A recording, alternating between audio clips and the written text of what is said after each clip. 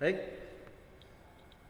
untuk langkah pertama, sebelum dilakukan persiapan permukaan pada panel, perlu dilakukan yang namanya substrate treatment, yaitu mempersiapkan permukaan dasar dari panel tersebut. Langkah dari substrate treatment yaitu yang pertama yaitu mengidentifikasi cat, yaitu melihat cat awal yang digunakan itu cat jenis apa, cat jenis liquer atau cat poliuretan atau cat bakar atau cat orisinil dari pabrik. Kemudian ada menilai perluasan kerusakan, melihat seberapa besar kerusakannya. Kemudian memperbaiki penyok jika ada. Untuk sebelum pengecatan, kalau penyoknya kurang dari 3 mm bisa pakai dempul, tidak usah dikenteng. Mengupas cat, melakukan pengupasan cat. Kemudian melakukan fit ridging untuk pelandaian tepinya, biar dempulnya bisa masuk ke sela-sela dan bisa merata menempelnya dan tidak terjadi yang namanya putty mark atau garis dempul, atau biasanya istilahnya itu mulau. Kemudian kebersihan dan menghilangkan grease, membersihkan debu, kotoran dan menghilangkan minyak. Baru aplikasi primer. Setelah aplikasi primer baru aplikasi putty. Langkah pertama yaitu melakukan identifikasi cat. Caranya yaitu kita siapkan kain bersih halus. Ini harus bersih halus, kalau bisa warna putih atau warna yang kontras dengan warna catnya, warna yang kontras dengan cat dasarnya atau cat asli kendaraan. Setelah itu kain ini kita berikan thinner surfacer, thinner liquer. Thinner liquer itu seperti thinner super, kemudian thinner ND itu thinner liquer, thinner yang digunakan untuk cat liquer.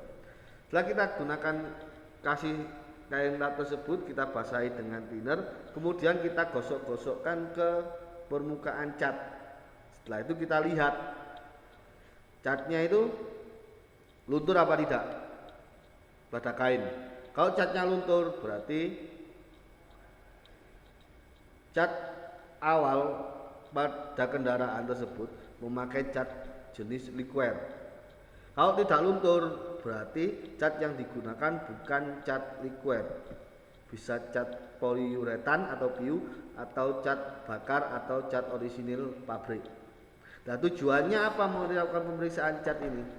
Yaitu untuk menentukan penggunaan cat pada lapisan pengecatan ulang. Kalau luntur berarti cat yang digunakan cat liquer. Untuk pengecatan ulang harus menggunakan cat liquer atau cat NC. Kalau tidak luntur, pengecatan ulangnya bisa pakai cat liquer atau bisa juga menggunakan cat PU atau poliuretan. Kenapa? Kalau ini digosok luntur, kemudian ternyata catnya ini yang digunakan cat liquer, pengecatan ulangnya pakai cat poliuretan, maka cat lapisan cat yang poliuretan tadi maka akan ngangkat. Kenapa? Karena lapisan dasarnya lebih, daya lekatnya lebih rendah daripada cat bagian luar. Ini kita lihat, nah, kalau luntur seperti ini berarti menggunakan cat liquer. Kalau tidak luntur berarti bukan cat liquer, bisa cat poliuretan atau orisinil dari pabrik. Kemudian identifikasi kerusakan bisa menggunakan dilihat atau visual dari segala arah, dari sisi samping depan, samping belakang, dari sisi atas, dilihat cahayanya, ada pantulan cahaya atau tidak. Kemudian dari pakai tangan dari ke segala arah, ditekan, digosok ke segala arah ya, pakai tangan, dirasakan. Kemudian bisa juga pakai penggaris, dilihat pakai penggaris seperti ini. Lihat dari atas celahnya kelihatan apa tidak. Kalau ada celahnya berarti ya penyok. Kalau ada tonjolan, ya kalau gini-gini tonjolan. Kalau ada tonjolan berarti tonjolan harus kita masukkan. Kenapa? Lebih baik cekung daripada ada tonjolan atau cembung. Kalau cembung nggak bisa diperbaiki lagi, harus dimasukkan. Baru bisa ditutup dengan dempul nanti.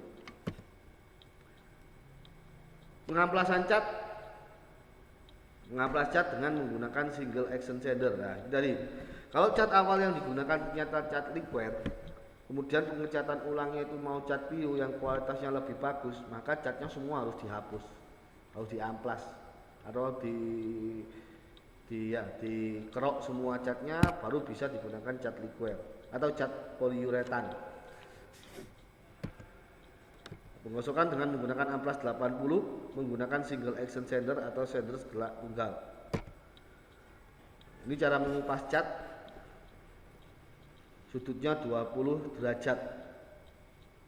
Sudut kemiringan dari sendernya.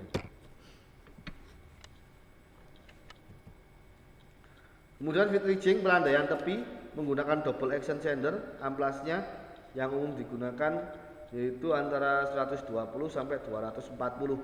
Bisa pakai 120, 180 atau 240, 220 juga boleh. Cuma umumnya yang digunakan 120. Nah, ini cara menggunakan lebarnya sekitar 30 mm untuk fit ridging. Terus ini kemiringan pan sendernya seperti ini ya, menggunakan double action sander. Jadi harus landai. Di sini kalau ditekan gitu harus smooth, tidak ada rasa yang grenjelnya. Ini hasil fit ridging. Nah, tidak boleh bersudut, boleh melebar tapi tidak boleh bersudut. Ini kan tidak bersudut, melebar tapi tidak bersudut. Kalau ini bersudut seperti ini, berarti nggak boleh. Semakin lebar semakin bagus. Cleaning and degreasing, membersihkan debu dan kotoran. Dari debu kotoran pertama pakai kain lap dulu. Kalau debunya tebal, jangan langsung disemprot, nanti malah kemana-mana debunya. Pakai kain lap dulu, dilapis, setelah dilapis debunya sudah tipis, baru disemprot. Terus membersihkan sisa minyak dan kotoran.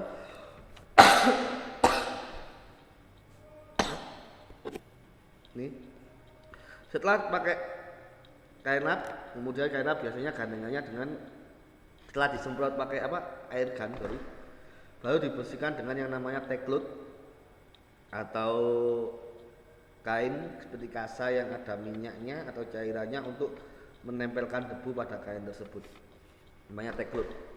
Terus degreasing, membersihkan dari minyak menggunakan yang namanya cairan degreaser.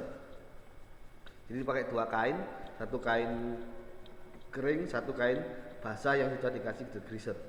Jadi bergantian ngelapnya. Ini ada cleaning, ini ada degreasing. Cleaning disemprot pakai kanibo juga bisa. Baru dilakukan aplikasi primer. Ini adalah langkah-langkah untuk melakukan yang disebut dengan substrate treatment atau perlakuan pada permukaan dasar panel sebelum dilakukan persiapan permukaan panel tersebut. Sekian, terima kasih atas perhatiannya. Silakan kalau ada yang mau ditanyakan pada grup WA untuk materi substrate treatment tersebut.